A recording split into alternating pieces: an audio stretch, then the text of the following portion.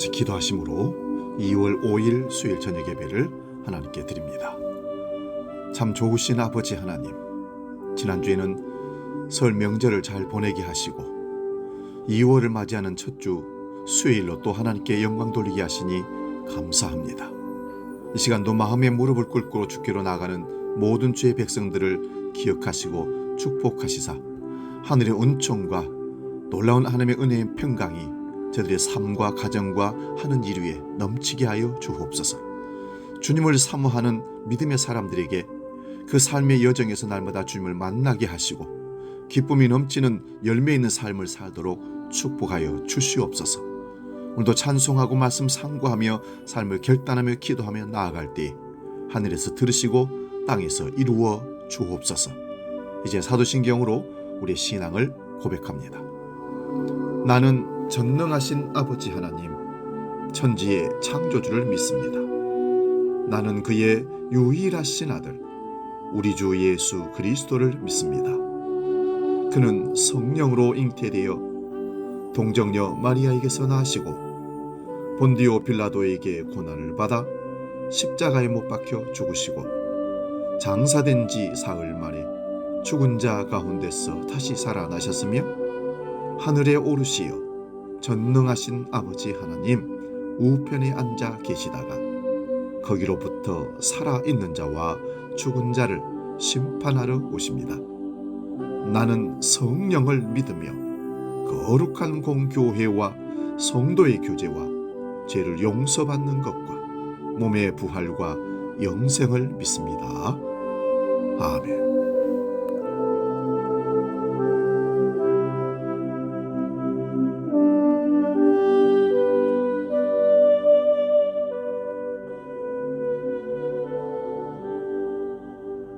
찬송가 261장 이 세상의 모든 죄를 함께 찬송합니다.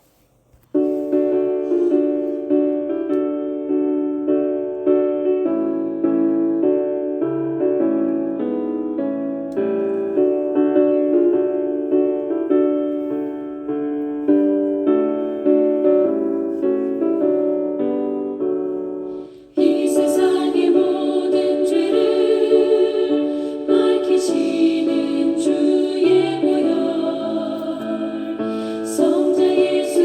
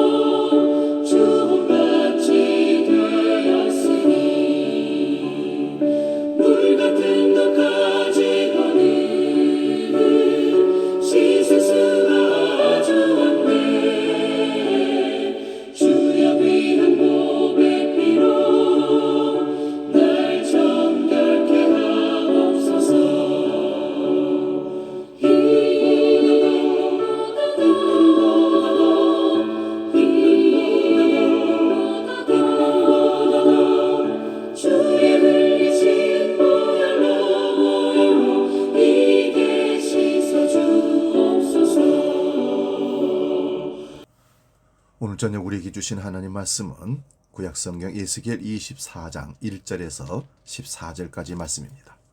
구약성경 1187면에 있습니다. 이 말씀 봉독할 때 살아계신 하나님의 음성을 들을 수 있기 바랍니다.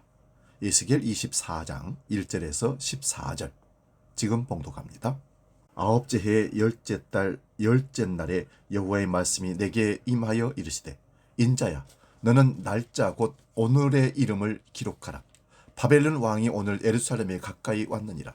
너는 이 반역하는 족속에게 비유를 풀어 이르기를 주 여호와께서 이같이 말씀하시기를 가마 하나를 갈라 건 후에 물을 붓고 양떼에서 한 마리를 골라 각을 뜨고 그 넉적다리와 어깨 고기의 모든 좋은 덩이를 그 가운데에 모아 넣으며 고른 뼈를 가득히 담고 그 뼈를 위하여 가마 밑에 나무를 쌓아 넣고 잘 삶 때 가마 속에 뼈가 무르도록 삶을지어다. 그러므로 주 여호와께서 이같이 말씀하셨느니라. 피를 흘린 성읍 녹슨 가마 곧 그 속에 녹을 없이 하지 아니한 가마여 화 있을진저 제비 뽑을 것도 없이 그 덩이를 하나하나 꺼낼지어다. 그 피가 그 가운데에 있으며 피를 땅에 쏟아 티끌이 덮이게 하지 않고 맨 바위 위에 두었도다. 내가 그 피를 맨 바위 위에 두고 덮이지 아니하게 함은 분노를 나타내어 보응하려 함이로다. 그러므로 주 여호와께서 이같이 말씀하셨느니라. 화 있을진저 피를 흘린 성읍이여 내가 또 나무 무더기를 크게 하리라. 나무를 많이 쌓고 불을 피워 그 고기를 삶아 녹이고 국물을 졸이고 그 뼈를 태우고 가마가 빈 후에는 숯불 위에 놓아 뜨겁게 하며 그 가마에 놋을 달궈서 그 속에 더러운 것을 녹게 하며 녹이 소멸되게 하라. 이 성읍이 수고함으로 스스로 피곤하나 많은 녹이 그 속에서 벗겨지지 아니하며 불에서도 없어지지 아니하는도다. 너의 더러운 것들 중에 음란이 그 하나이니라. 내가 너를 깨끗하게 하나 네가 깨끗해지지 아니하니 내가 네게 향한 분노를 풀기 전에는 네 더러움이 다시 깨끗해지지 아니하리라. 나 여호와가 말하였은즉 그 일이 이루어질지니라. 내가 돌이키지도 아니하고 아끼지도 아니하며 뉘우치지도 아니하고 행하리니 그들이 네 모든 행위대로 너를 재판하리라. 주 여호와의 말씀이니라. 아멘. 봉독한 말씀으로 에스겔 강의 32번째 녹슨 가마 이런 제목으로 말씀의 은혜를 나눕니다. 예루살렘 성읍을 향한 하나님의 진노와 심판의 말씀이 24장을 통해서 마무리가 됩니다. 그리고 25장부터는 예루살렘 주변의 이방 나라들을 향한 하나님의 심판의 말씀이 선포되고 있습니다. 오늘 본문은 예루살렘 성읍을 녹슨 가마로 비유하면서 그 죄악이 무엇인지 드러내고 있습니다. 성경은 여러 가지 비유로 하나님과 이스라엘의 관계를 말씀합니다. 때로는 음식을 가지고 비유하기도 합니다. 호세아서 7장 8절에 보면 에브라임이 여러 민족 가운데 혼합되니 그는 뒤집지 않은 전병이로다. 북이스라엘에 대한 하나님의 책망입니다. 하나님을 배반하고 늘 우상 숭배를 하고 있습니다. 에브라임이 빵을 굽기 위하여 벌겋게 달아오른 화덕과 같다고 말합니다. 음란에 사로잡혀 있습니다. 잠시 불을 떼지 않는 경우는 반죽이 발효되기까지 기다릴 뿐이라고 합니다. 이런 음란은 여호와를 배반하고 우상 숭배를 한 것도 되지만 주변의 강대국을 의지한 것도 음란입니다. 이렇게 온갖 주변 나라에 혼합되어 버린 것을 뒤집지 않은 전병이라고 말합니다. 밀가루 반죽으로 떡을 만드는데 뒤집지 않으면 밑에는 타버리고 위에는 생밀가루가 되어 있습니다. 이런 모습이 에브라임의 모습입니다. 이러한 북이스라엘이 아술에 의해서 멸망했으면 유다는 정신을 차려야 함에도 불구하고 그래야지 못했다는 것이 지난주에 살펴본 오홀라와 오홀리바에 관한 말씀이었습니다. 본문 1절 2절을 봅니다. 아홉째 해 열째 달 열째 날에 여호와의 말씀이 내게 임하여 이르시되 인자야 너는 날짜 곧 오늘의 이름을 기록하라. 바벨론 왕이 오늘 예루살렘에 가까이 왔느니라. 예루살렘의 멸망을 눈앞에 두었다는 것입니다. 그래서 이 날을 여호야긴이 바벨론에 사로잡혀온 지 9년 10월 10일째로 봅니다. 이 날을 기원전으로 계산하면 588년 1월 15일로 봅니다. 어떤 계산은 몇 년의 차이가 나기도 합니다만은 이것은 한 해를 계산하는 것의 방법적인 문제로 봅니다. 에스겔에게 이 날을 기록하러 가신 이유는 여호와 하나님의 심판이 분명하게 일어남을 보여줍니다. 3절 4절을 보면 이 반역하는 족속에게 비유를 풀라고 말합니다. 그 비유는 가마 하나를 걸라고 합니다. 가마를 건 후에 물을 붓고 양떼에서 한 마리를 끌어와서 각을 뜨고 그 넓적다리와 어깨고기의 모든 좋은 덩이를 그 가운데에 모아 넣고 고른 뼈를 가득히 담고 그 뼈를 위하여 가마 밑에 나무를 쌓아 넣고 잘 삶되 가마 속에 뼈가 무르도록 삶으라고 합니다. 이것은 비유로 말씀만 하기보다는 지금까지 에스겔이 몸과 행위로 보여주었듯이 직접 이렇게 시연해 보였을 수도 있습니다. 이 말씀만 보면 마치 하나님께 제물을 드리고 난 후에 남은 고기를 삶아서 백성들이 나눠 먹기 위한 모습으로 보일 수 있습니다. 고기를 삶아서 먹는 것은 성경에 많이 나타나지 않습니다. 유월절 양도 잡아서 피를 뿌린 후에 불에 구워서 먹으라고 합니다. 그런데 제사장의 위임식 때에는 제물을 드린 후에 제사장들이 고기를 삶아서 먹습니다. 이스라엘 역사 속에서 가장 유월절을 잘 지킨 왕이 요시야 왕입니다. 요시야 왕은 유월절 양을 번제로 드린 후에 다른 성물을 삶아서 백성들에게 나눠주었다고 역대하 35장 13절에 기록하고 있습니다. 그러므로 이스라엘 백성들은 제사를 드린 후에 고기를 가마솥에 넣어서 삶아 먹습니다. 에스겔의 이 비유를 통하여 포로로 잡혀온 자들은 또다시 일말의 기대를 가졌을 것입니다. 이제 하나님께서 우리 제사를 받아주시고 우리는 그 고기를 삶아서 먹을 수 있을 것이라고 말입니다. 그러나 전혀 다른 심판의 말씀이 주어집니다. 보면 6절에서 8절 봅니다. 그러므로 주 여호와께서 이같이 말씀하셨느니라. 피를 흘린 성읍 녹순 가마 곧 그 속에 녹을 없이 하지 아니한 가마여 화 있을진저 제비 뽑을 것도 없이 그 덩이를 하나하나 꺼낼지어다. 그 피가 그 가운데 있음이여 피를 땅에 쏟아 티끌이 덮이게 하지 않고 맨 바위 위에 두었도다. 내가 그 피를 맨 바위 위에 두고 덮이지 아니하게 하면 분노를 나타내어 보응하려 함이로다. 그 가마를 예루살렘이라고 말합니다. 예루살렘이 피를 흘렸다고 합니다. 그래서 피를 흘린 성읍 예루살렘이 녹슨 가마라고 말씀합니다. 녹슨 가마에서 삶아진 고기를 먹을 수가 없습니다. 그래서 그 좋은 고기들을 제비 뽑을 것도 없이 그냥 그 덩이를 하나하나 꺼내라고 합니다. 제비 뽑을 것도 없다는 것은 소단에 제거하지 않은 녹으로 인하여서 전혀 먹을 수 없는 음식이 되었기에 좋은 것과 나쁜 것의 구별 없이 하나하나 다 꺼내어 심판하기 위한 것입니다. 그 이유는 피를 흘린 성읍이기 때문이라고 말씀합니다. 피를 흘린 성읍이란 권세 가진 자들이 자신들의 사욕을 위하여 약한 자들의 피를 흘린 것입니다. 또한 이런 죄를 고발하는 선지자들의 피를 흘린 것입니다. 이런 피를 땅에 쏟아놓고 덮지도 않고 맨 바위 위에 두었다고 합니다. 이스라엘은 먹기 위하여 잡은 짐승의 피라도 덮어야 합니다. 약속의 땅은 피를 흘리면 그 땅이 더럽게 되기 때문에 그렇습니다. 그런데 사람의 피를 맨 바위 위에 두었다는 것은 사람의 피를 흘리고서도 아주 당당하게 살아가는 것을 말합니다. 이런 성읍에 대하여 하나님께서 그 피를 맨 바위 위에 두고 덮이지 않게 하시면 하나님의 분노를 나타내어 보응하신다는 말씀입니다. 이런 가마에 대한 얘기는 에스겔 11장에서도 나왔습니다. 예루살렘 성읍은 안전한 가마로 보고 그 안에 자기들은 고기가 된다고 한 것입니다. 그러나 그 성읍 안에서 많이 죽여 시체로 채웠다고 합니다. 오늘 본문의 말씀처럼 피를 흘린 성읍이라서 그 가마로 여긴 성읍에서 끌려 나올 것이라고 합니다. 이처럼 같은 비유의 말씀을 가지고 사람들의 해석과 하나님의 해석이 다른 것입니다. 이런 가마와 고기의 비유를 미가 선지자는 예루살렘의 죄악을 그대로 고발하는 데 사용합니다. 미가서 3장 1절에서 3절 봅니다. 내가 또 이르노니 야곱의 우두머리들과 이스라엘 족속의 통치자들아 들으라. 정의를 아는 것이 너희의 본분이 아니냐. 너희가 선을 미워하고 악을 기뻐하여 내 백성의 가죽을 벗기고 그 뼈에서 살을 뜯어 그들의 살을 먹으며 그 가죽을 벗기며 그 뼈를 꺾어 다지기를 남비와 솥 가운데에 담을 고기처럼 하는도다. 이런 모습을 5절에서 이렇게 고발합니다. 내 백성을 유혹하는 선지자들은 이에 물 것이 있으면 평강을 외치나 그 입에 무엇을 채워주지 아니하는 자에게는 전쟁을 준비하는도다. 선지자가 무당이 되어버렸습니다. 복채를 많이 바치면 어떠한 저주도 없애주고 복을 주겠다고 선언합니다. 미가서 3장 10절 12절도 봅니다.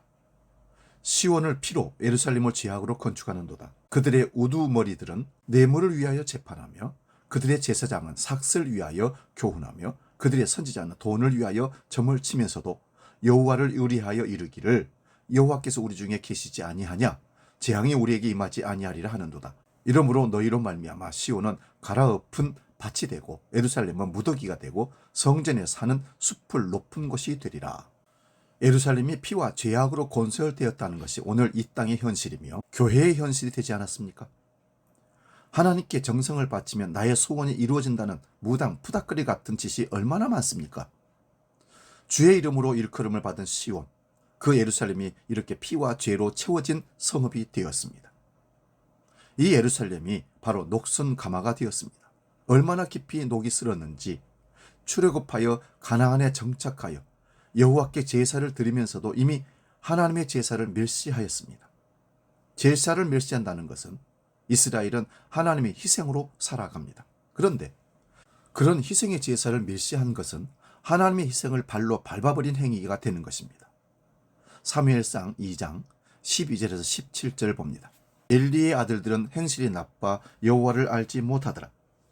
그 제사장들이 백성에게 행하는 관습은 이러하니 곧 어떤 사람이 제사를 드리고 그 고기를 삶을 때에 제사장의 사환이 손에 새 갈고리를 가지고 와서 그것으로 냄비에나 솥에나 큰 솥에나 가마에 찔러 넣어 갈고리에 걸려오는 것은 제사장이 자기 것으로 가지되 실로에서 그곳에서 온 모든 이스라엘 사람에게 이같이 할 뿐이 아니라 기름을 태우기 전에도 제사장의 사환이 와서 제사 드리는 사람에게 이르기를 제사장에게 구워 드릴 고기를 내라. 그가 내게 삶은 고기를 원하지 아니하고 날 것을 원하신다 하다가 그 사람이 이르기를 반드시 먼저 기름을 태운 후에 내 마음에 원하는 대로 가지라 하면 그가 말하기를 아니라 지금 내게 내라. 그렇지 아니하면 내가 억지로 빼앗으리라 하였으니 이 소년들의 죄가 여호와 앞에 심히 크면 그들이 여호와의 제사를 멸시함이었더라. 제사를 드린 후에 고기를 삶고 있으면 제사장이 사환의 갈고리를 가져와서 찍어서 가져가는 것입니다. 이 모습이 지금 에스겔서에서는 심판의 상징이 됩니다. 그리고 심지어 여호와께 기름을 태우는 제사를 드리기도 전에 제사장에게 구워드릴 고기를 내라고 한 것입니다.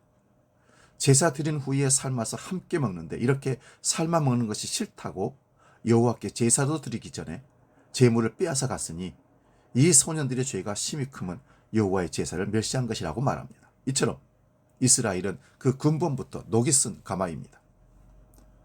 에스겔 24장 9절에서 12절을 보면 이런 성읍을 향한 말씀이 화했을진저입니다. 피를 흘린 성읍에 대한 심판을 위해 예루살렘이라는 가마솥 밑에 나무를 많이 쌌습니다.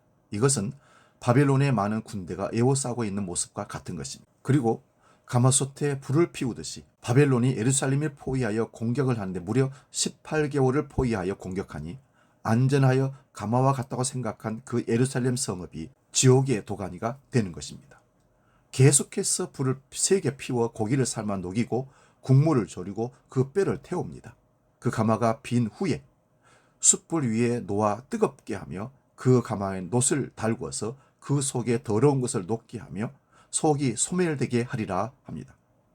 그런데 이 성읍이 수고함으로 스스로 피곤하나 많은 녹이 그 속에서 벗겨지지 아니하며 불에서도 없어지지 않는다고 말씀합니다. 이 말씀을 보다가 제가 어릴 때 저희 아버지께서 무쇠솥을 불에 달구는 모습을 생각해 보았습니다. 소죽을 끓이는데 커다란 무쇠솥을 시장에서 사와서 바로 아궁이에 걸지 않고 마당에서 며칠을 불에 달구는 것입니다.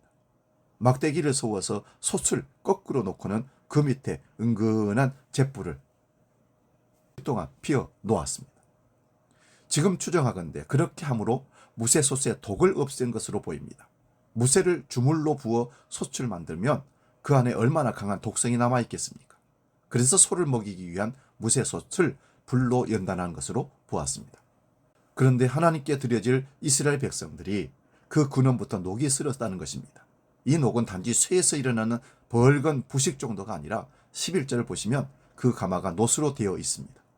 놋으로 된 가마에 녹이 슬었다는 것은 푸른 녹일 것입니다. 그러므로 이런 금속의 녹을 말하는 것이 아니라 예루살렘의 죄악을 말하는 것입니다. 그것은 두 가지인데 하나는 6절에 피를 흘린 성읍입니다. 그리고 하나는 13절에 음란이라고 말합니다.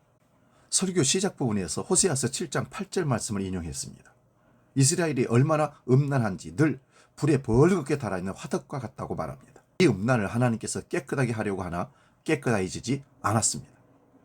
이것은 이미 에스겔 16장과 에스겔 22장, 23장을 통해서 어떻게 음란한지를 살펴보았습니다. 그러므로 하나님께서 그 분노를 예루살렘에 풀기 전에는 내 더러움이 다시 깨끗해지지 아니하리라고 하십니다. 이것은 여호와의 말씀이기에 반드시 심판하신다고 하시는 겁니다.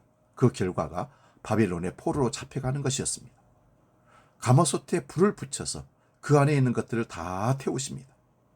하나님의 분노를 예루살렘에 쏟아 부었습니다. 그리고 바벨론 포로에 잡혀간 지 70년 만에 돌아왔습니다. 이렇게 심판을 받고 돌아온 이스라엘 백성들이 이제 다시는 피를 흘리거나 음란하지 않았습니까? 그들은 노력했습니다.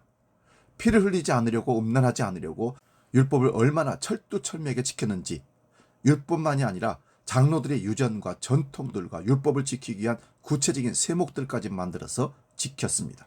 그런데 그런 자들이 누구의 피를 흘렸습니까? 네, 바로 예수 그리스도의 피를 흘렸다는 사실입니다. 그러면 어떻게 자기 백성들의 그 벗겨지지 않은 더러운 독을 제거할 수가 있습니까? 넘어와서 11장 36절을 봅니다. 하나님이 모든 사람을 순종하지 아니하는 가운데 가두어 두심은 모든 사람에게 공의를 베풀려 하심이로다. 모든 사람이 순종하지 아니하는 가운데 가두어졌다는 것을 이스라엘을 모델로 시범을 보이신 것입니다. 그래서 물로 연단하여도 없어지지 아니하는 것이 그 가마솥의 녹처럼 피 흘림과 음란이었습니다. 음란이란 하나님 외에 다른 것을 의지하는 것을 음란이라고 합니다. 하나님 외에 다른 것을 의지하려고 하니 피를 흘릴 수밖에 없었습니다. 이런 이스라엘을 통하여 모든 인간이 불순종 아래 갇혔음을 알게 하시고 오직 긍휼로 구원하시는 것입니다. 긍휼이란 불쌍히 여김입니다. 그 긍휼은 오직 예수 그리스도의 보배는 피로 나타났습니다. 마지막으로 베드로전서 1장 18절에서 25절을 봅니다. 너희가 알거니와 너희 조상이 물려준 헛된 행실에서 대속함을 받은 것은 은이나 금같이 없어질 것으로 된 것이 아니요 오직 흠없고 점없는 어린 양 같은 그리스도의 보배른 피로 된 것이니라. 그는 창세 전부터 미리 알린 바 되시니라. 이 말세에 너희를 위하여 나타나신 바 되었으니 너희는 그를 죽은 자 가운데서 살리시고 영광을 주신 하나님을 그리스도로 말미암아 믿는 자니 너희 믿음과 소망이 하나님께 있게 하였느니라. 너희가 진리를 순종함으로 너희 영혼을 깨끗하게 하여 거짓이 없이 형제를 사랑하게 이르렀으니 마음으로 뜨겁게 서로 사랑하라. 너희가 거듭난 것은 썩어질 씨로 된 것이 아니요 썩지 아니할 씨로 된 것이니 살아있고 항상 있는 하나님의 말씀으로 되었느니라. 그러므로 모든 육체는 풀과 같고 그 모든 영광은 풀의 꽃과 같으니 풀은 마르고 꽃은 떨어지되 오직 주의 말씀은 세세토록 있도다. 쓰니 너희에게 전한 복음이 곧 이 말씀이니라. 조상에 물려진 헛된 행실이 피 흘림과 음란이 대표적으로 포함되는 죄들입니다. 이런 더러움에서 깨끗해지는 길은 금이나 은이 아닙니다. 오직 흠없고 점없는 어린 양 같은 보배른 피로만 된 것입니다. 이것이 복음의 소식입니다. 이 복음이 우리를 붙들고 가기를 소원합니다. 찬송가 266장 주의 피로 이룬 샘물 찬송하고 기도하고 마치겠습니다.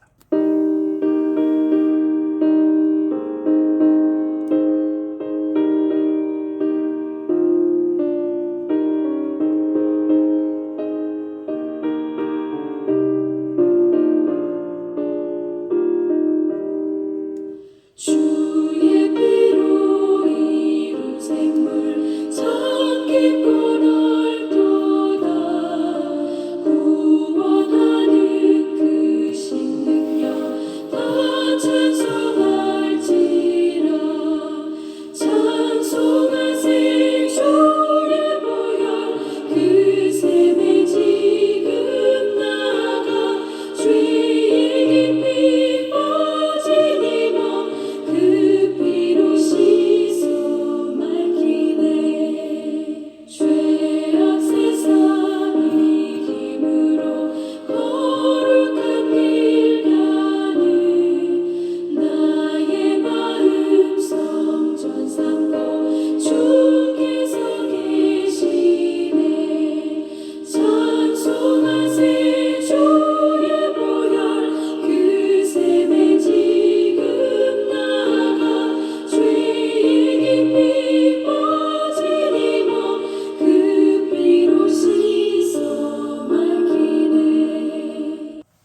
기도하겠습니다.